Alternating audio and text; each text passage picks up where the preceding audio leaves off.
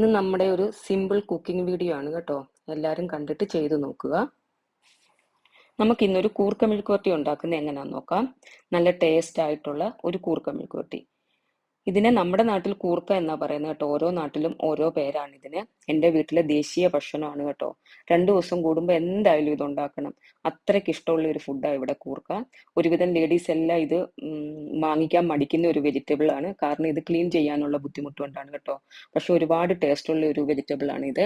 അപ്പം ഞാനിതാ ഇവിടെ കൂർക്ക നല്ല വൃത്തിയാക്കി വെച്ചിട്ടുണ്ട്. എൻ്റെ കൈ നല്ല വൃത്തികേടാക്കിയും വെച്ചിട്ടുണ്ട്.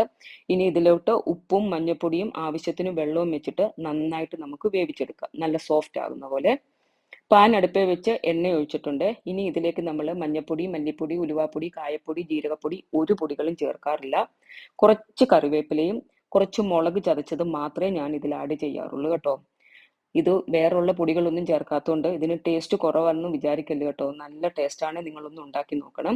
അപ്പം എന്താ, നമ്മൾ ഇതിലേക്ക് ആവശ്യത്തിന് മുളക് വിട്ട് നന്നായിട്ടൊന്ന് ചൂടാക്കുക. എന്നിട്ട് നമ്മുടെ കൂർക്ക ഇതിലോട്ട് തട്ടിക്കൊടുക്കുക. അതെ, ഞാൻ കൂർക്ക വേവിച്ച് വെച്ചിട്ട് കുറച്ച് സമയം ആയായിരുന്നേ. ചട്ടി നന്നായിട്ട് തണുത്തിട്ടുണ്ട് കേട്ടോ. അതുകൊണ്ട് അതങ്ങനെ പിടിച്ച് ഇട്ടതേ.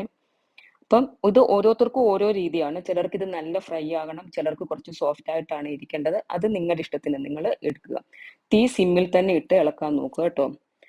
ഇത് ഒരുവിധം നല്ല ഇതായിട്ട് വന്നിട്ടുണ്ട്. ഉപ്പൊന്നൊന്ന് നോക്കിയേക്കണേ. ഇത് ഞാൻ പറഞ്ഞല്ലോ, പൊടികളൊന്നും ചേർക്കാത്തതുകൊണ്ട് ഇതിന് ടേസ്റ്റ് കുറവാന്ന് വിചാരിക്കല്. ഒരു ചെറിയ ചൂടോടെ തന്നെ ചോറിൻ്റെ കൂടെ കഴിക്കുക. നല്ല ടേസ്റ്റുള്ള ഒരു ഫുഡാണ് കേട്ടോ. അപ്പോൾ കൂർക്ക മെഴുക്കുവരട്ടി റെഡിയാക്കിയിട്ടുണ്ട്. കൂർക്ക ക്ലീൻ ചെയ്യുന്ന എളുപ്പമൊക്കെ ഇപ്പോൾ ഇൻസ്റ്റയിലും യൂട്യൂബിലൊക്കെ ഒരുപാടുണ്ട്. അത് നോക്കിയിട്ട് ക്ലീൻ ചെയ്ത് ഇങ്ങനെ